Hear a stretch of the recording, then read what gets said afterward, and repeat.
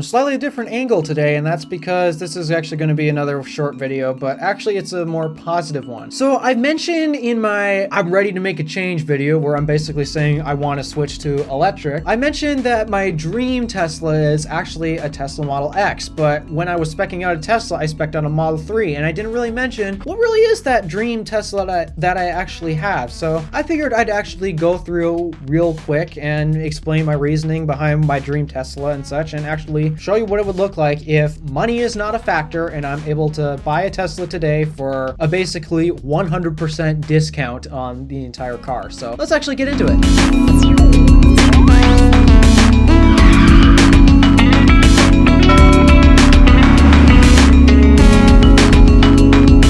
So we're going to pull up the MacBook display here since that's what I use. I use a Mac. And we're going to go to Tesla.com because obviously my dream car is really a Tesla. It's just last time when I specced out a Tesla, it was a Model 3 basically. And the Model 3 is a good car, but it's not actually my favorite Tesla. My favorite Tesla actually goes to the Model X. And the reason for that is actually because it has something that all the other Teslas at this point, I mean, the Cybertruck is supposedly going to get this as well, but then again, it hasn't come out yet, so we're not entirely sure if it actually is shipping with it or not. But auto presenting doors, I mean, the Falcon Wing doors are cool, but my favorite part about it is front doors because that's what I'm probably going to be interacting with the most, and how they automatically open when you just walk up to the car, and then when you put your foot on the brake, it also closes them. Like Rolls Royces actually have a feature that allows you to automatically close the door, but it only works in just closing the doors. It doesn't actually open them. You want to open the doors, you have to open them manually. Well, not in the Tesla Model X. I'm going to spec out this and show you guys what my dream Tesla looks like. So obviously we're going to order now to actually spec it out. We're not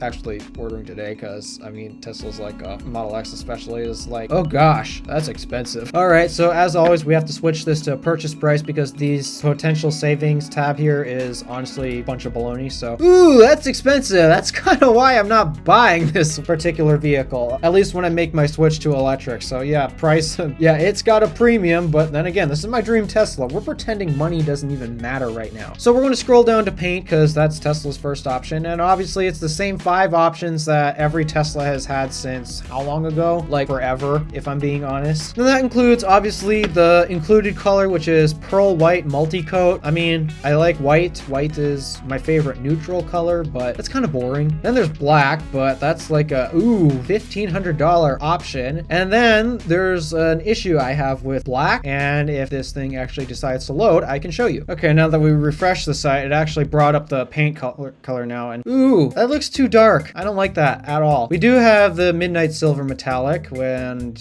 yeah, it looks like I'm gonna have to refresh the page again. Honestly, that is kind of boring. I mean, I'm not a fan of neutral colors in general at all, so yeah, if I were to get this, I'm not getting it in white, black, or this midnight silver, and that's because, yeah, basically to sum it up, I don't like neutral colors. I like to stand out with my color choices. So that's obviously going to go to either one of these 2 colors here, the blue or the red. And because this is my dream car, I am obviously going to select the blue color because blue's my favorite color. All right, so now that we have our blue Tesla selected, they have these other wheel options here that, yes, they actually do have an effect on range. I'm trying to figure out what these other wheels here, though, if I recall, I wasn't that big of a fan of them. Wait, what's the price? Ooh, yeah, this is like, wow, that's expensive actually. That's a lot more expensive than I thought. I mean, if only, please, why won't you just, oh, there we go. Yeah, I do prefer the design of these ones. I think I prefer the design of these ones over these ones here a little more, even though these are really close to the same wheels that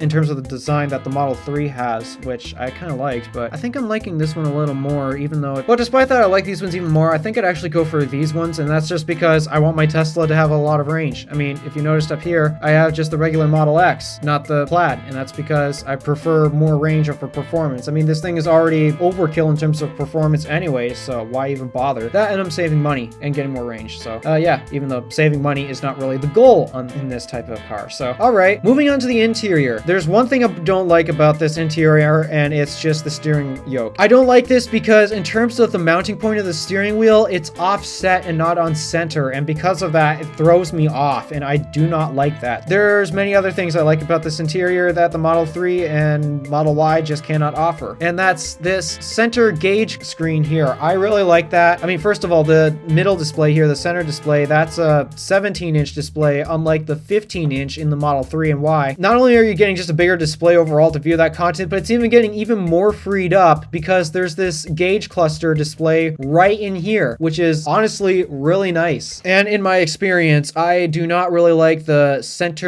gauge cluster. It just throws me off, and I don't view it as a safe thing. So despite that, yeah, I don't like the yoke. I hear it's easier to get used to, whatever. And if it gets that bad, then this is on a limited budget. I'll just mod it to have an actual steering wheel if I really hate it that bad. But anywho, it's time to choose an interior color. Now, obviously, black is boring. But thank goodness, unlike the Model 3 and Model Y that have this very annoying issue, if you go for the white interior option, they get rid of this wooden trim here. Thank goodness, if I select the white option here, the wood trim stays. It stays in the center console. It stays on the edges of the door and up there. Thank you, Tesla. But there's one other color option that I actually like, and that's because not many cars actually have this interior color option, as I discovered, and it's the cream interior. The interior that's not basic, boring black, or little more pizzazz, but it's like a barely attempt to pizzazz white. I like this cream interior color. It's honestly looks so good. If I had to choose between the black, the white, or this, it essentially looks gold in my opinion. I've already made this choice before, and yeah, if you take a look at my phone, this is the XS Max, and the XS Max only comes in 3 different colors: black, white, and gold. And obviously I made the gold choice. I prefer the gold color. And because this interior has that gold color scheme option with the cream interior here, yeah, I'm going to take the cream interior. It looks good. It looks really good. In terms of seating layout, because this is an option on, I believe, just the regular Model X and not the Plaid. I think the Plaid is limited to like 6-seat only or something, but I actually would rather get the 6-seat option. Again, it's the most expensive of the bunch, but this is something that I just discovered when just living with an SUV in general. My parents have a GMC Yukon with captain's chairs in the second row, and having that just middle pass through between the two captain's chairs, I think it gets overlooked way too often. Many people don't actually notice how useful that is. That's how we access the back seat of the Yukon. That's how, whenever I get into a van, don't fold the seat forward, I'll just crawl through the middle, assuming that they actually have the middle open. Having an option like that is really nice, so I'm going to take the 6-seat configuration, even though the captain's chairs don't have armrests. But then again, what good would that do considering that the middle seat in the 5 and 7-seat options also doesn't have a fold-out armrest? Pointing that out. And then there's full self-driving, and well, this is an unlimited budget here, so technically I would actually add it because, again, it's an unlimited budget.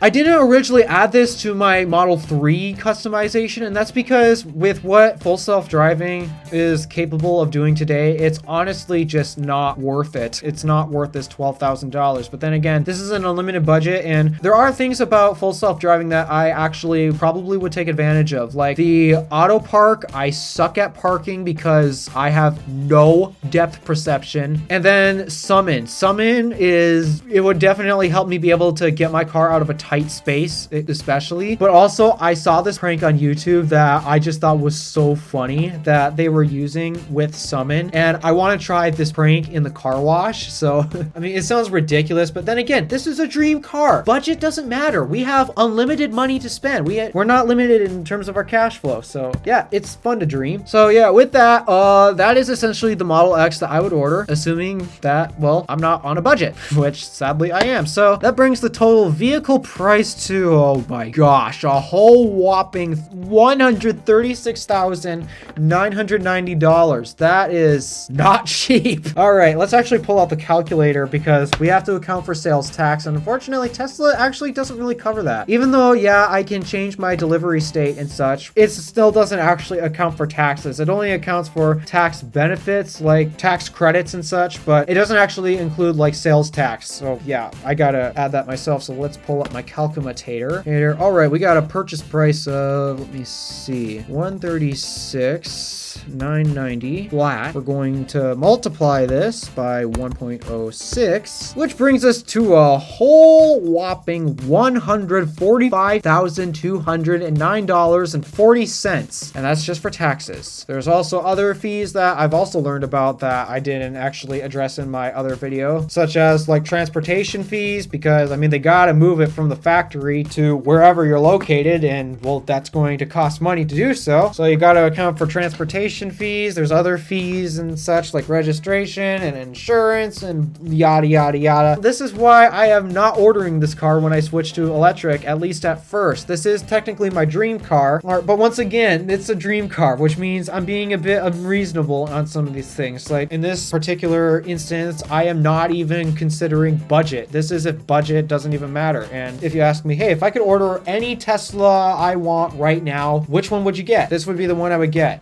Though, once again, I am limited on budget, so I'm sticking with my Model 3 configuration that I haven't ordered. I wish I could order it right now, but, well, I don't really have 50 grand, or actually no, 60 grand just lying around right now to spend. So with that, we're basically going to stick with Red Fox. I mean, not that I have anything against Red Fox other than there's a bunch of reliability problems that she's been having that's been driving me nuts, and it's just a problem with the type of vehicle that she is. But anywho, that doesn't really matter. This is basically my dream Tesla right here. Tesla Model X, not the plaid, blue, basic wheels because it gets me more range and I like having more range, and the cream interior, 6-seat configuration with FSD, despite that, yeah, it really is not worth its current asking price. Alright, so that's pretty much going to conclude this video. Thank you for watching. Do me a favor and interact with the stuff below. My name is Alpha DeWolf, Random Alpha, signing out.